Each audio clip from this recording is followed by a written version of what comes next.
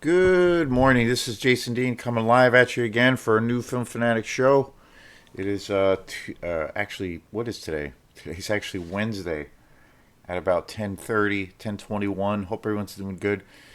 It's a pretty rainy, overcasty day here in Midcoast Maine, but the weather has been pretty decent. So yeah, looking forward to doing some more shows here. I I've been taking a deep dive into all of these new movies the last few weeks and the last month or so. I've gotten a whole bunch of new movies. Most of the movies I have never seen, and it's been super awesome. Um, I went to a few different record shops. I had a vacation last week, and so um, I had a bunch of free time. So I did a lot of shopping for music and movies. I did get some new music, but I mostly got a ton of new movies.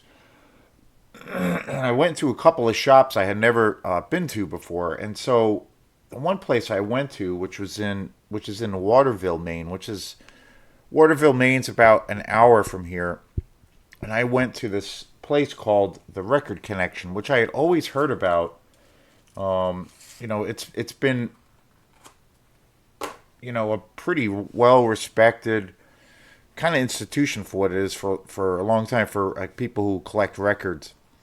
And but I finally went there last week for the first time, and I was really impressed. I was blown away. It's right in pretty much the downtown area of Waterville, and it's a massive kind of like warehouse shop, and they have tons and tons of records. And then in the back area, they have like a clothing section, like used clothing. And then they have all of these records. They sell tons of CDs. They have a really awesome jazz collection. I bought some jazz CDs there, which I was really psyched about. They and then the other thing that they have, which I didn't know, is they have a massive, massive DVD selection. And I spent some time buying some movies there and looking. And I typically now when I buy movies, I try not to buy. Well, I try to mainly buy Blu-rays just because of the quality of them. And so that's all of the shows that I have on this channel are all they're pretty much all titles that I own. So I just, I'm an avid movie watcher and an avid collector. So I typically try to spend when I'm dropping some cash or spending some money, I try to only spend it on Blu-rays because of the quality. It's a it's just to me there's no going back as far as quality goes. Blu-ray. I've contemplated getting a 4K player, but I'm not sure about that. I'm kind of on the fence, even though I know I have seen 4K a couple, like maybe two or three times, and it is really impressive. But I'm pretty happy with a really good Blu-ray print or a really great Blu-ray edition of a movie. So, but I do still buy DVDs. I still buy DVDs. I think DVDs are still really great in a lot of ways. I don't buy. I one thing I don't buy anymore is I don't buy VHS anymore. I used to buy VHS here and there, but VHS is just a big kind of pain in the butt, and the tapes get eaten a lot, and it's just. Plus, I'm just as a collector, I'm just kind of I've basically run out of space. So when I'm buying stuff, I try to prioritize it. But I still do buy DVDs. Um, and the Record Connection had, like I said, they didn't have much as far as Blu-rays. They actually as many titles. I mean, this place had so many titles on DVD, as well as music, thousands of titles, massive. They have this massive wall like that's just DVDs. I kind of want to go back there at some point and check it out more. Um, but as far as Blu-rays go, they only had like a few of them, which was kind of weird. But it was mainly DVDs.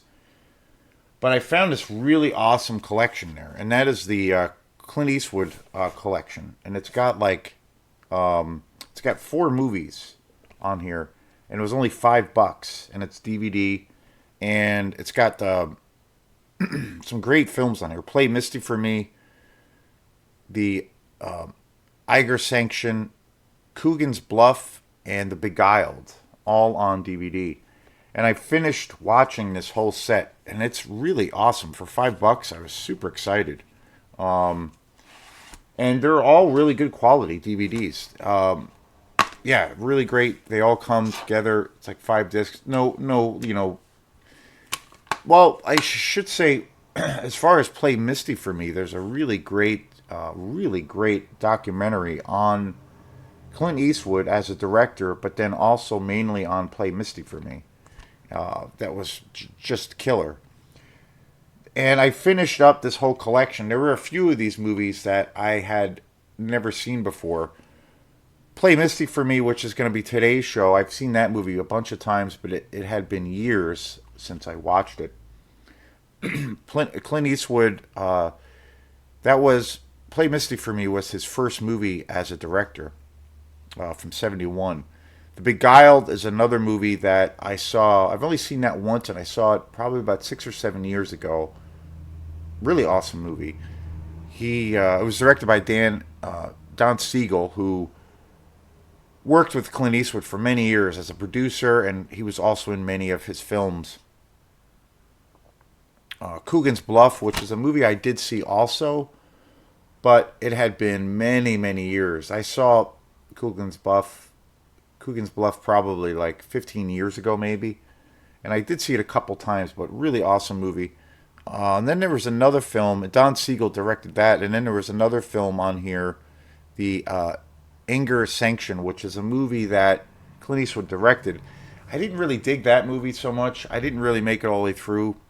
It was, I don't know, it wasn't really that great. I kind of want to watch it again just to give it another chance, but I didn't really dig it that much. I didn't make it all the way through. But overall, this is an awesome collection. And today's show is going to be about Play Misty for Me, which was Clint Eastwood's debut as a director. I'm going to probably do a show on Clint Eastwood. I mean, just an icon of movies, Hollywood icon. With as far as my favorite period of him as Clint Eastwood as an actor would have to be all of the great films that he did with Sergio Leone, all of the classic spaghetti western movies. But he made so many great American action movies, and then he transitioned into becoming an incredible director. I mean, just an endless body of work. He's won the Academy Award numerous times. So many accomplishments, and he's getting way up there. But he's actually apparently coming out with another movie. But Play Misty for Me is a special movie for during a special time. It came out in 1971. He directed this film. It was his debut. It also stars Clint Eastwood himself, Jessica Walter, Donna Mills, and Don Siegel's actually in it as well. Jack Ging and Clarice Taylor, Irene Hervey, and Duke Ervertus. This movie is such a great thriller.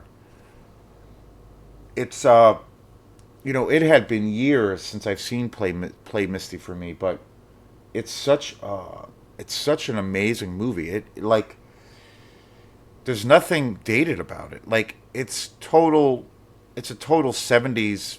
I mean, it came out in 71,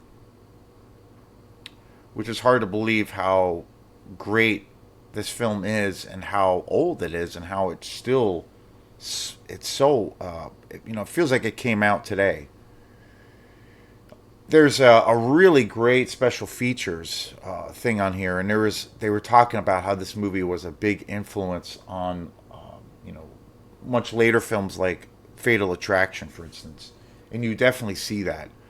Kind of almost rips it off, but Fatal Attraction is an amazing movie, and it is a different, to a degree, it is a different kind of take on things, but But Play Misty for me is an amazing thriller. I almost think that the movie it's pretty graphic. It's darker than remember it being because it's been I don't know how many years since I saw it. The transfer the DVD edition for this movie is really great. It's really awesome. Great music. You really see how truly talented Clint Eastwood is behind the camera in this film. I mean, considering that this was his first venture, in there's a great documentary on here about Play Misty for Me, and as well as Clint Eastwood's career. And he was already, by the time he made Play Misty for Me, he was very much an established, kind of iconic figure in Hollywood. He was known to be playing, always the westerns, all of the Sergio Leone films, all of the great, um, you know, you know, movies that he made in the '60s. But he mostly played this kind of charismatic kind of hero figure. And so the character that he plays in Play Misty for Me is quite a huge departure. And Clint Eastwood really takes on a different role. He plays a character who's he's not that hero character, and he's kind of this vulnerable person. And he's not he's not that typical character that or doesn't have those tropes of a hero where he just kind of is the man's man and saves the day. He's like this really vulnerable character who is kind of scared and broken. And it's the level of suspense in this movie is through the roof. It's pretty extraordinary. I was I was really impressed. But the cast, like I said, is just extraordinary. Jessica Walter as Evelyn, who is the stalker in this film, is extraordinary, and Donna Mills also is just really great. The cast is incredible. I and I and I'd almost go as far as saying that this movie almost feels like a slasher movie. It's pretty gory, actually. There's some real bloody and violent scenes in this movie. It's darker.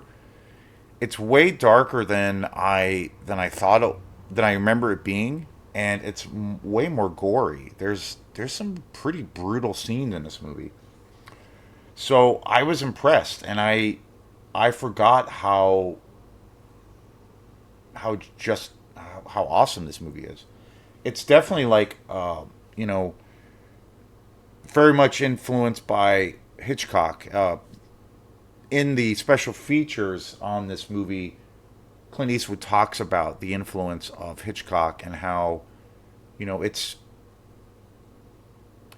pretty obvious when you watch the film that it has that kind of level of suspense taken from the classic filmmaking style of Hitchcock, but it's its own thing. But it's definitely a real gritty, captivating thriller with horror elements, and I'd go as far as saying with slasher elements. And again, it goes back to a movie coming out of from my favorite decade, the '70s. So it's just got incredible music. The cinematography for this movie is incredible. The locations are just amazing. Takes all it take The whole film takes place on these in this oceanside town in California, by these massive cliffs. It's gorgeously shot. It's beautifully put together. You really see how kind of visionary Clint Eastwood was as a director, especially being that this was his first film, and he talks about how in the special features how the studios and people that he had established careers with took a chance. He was willing to do this movie for free. He wanted to you really throw his hat into the ring and see what could happen and see because he liked the script quite a bit. He felt this could be really good if he could just get it made. And of course, this movie launched his this movie was a huge hit when it came out, and it's pretty much single handedly landed him or gave him that credibility as being, you know, a true director. You know, a really good the potential to be a, at the end of the day, a force to be reckoned with as far as a director. Not only being an icon in the world of as an actor in American and in also Italian films, but this established him. This film established him as a force as a director. So it's a really awesome movie, and again, pure '70s cinema. It's gritty. It's a dark. It's very dark, darker than I remember it being. Really great characters. It's a really great story, and I love the pacing of this movie. It's got that classic kind of slow burn, you know, where the heat is slowly being turned up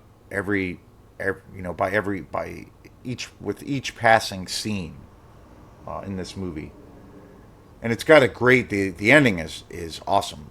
Just an incredible payoff. Really great cast.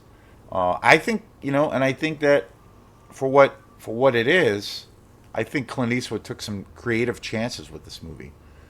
It's a pretty extreme movie in some ways, and again, it's darker, it's bloodier, and more violent than I remember it being. But super awesome. So I'm super excited. That was the first movie I watched with this collection, but um, really great. The next few shows for this channel, I'm going to be covering the rest of the movies that are in this collection. But super awesome for $5, you can't beat it. But play Misty for me. What a classic! What an amazing film, and what an amazing beginning to what would become an incredible career for Clint Eastwood as as purely a director. So yeah, thanks again, and we will see you next time. Peace.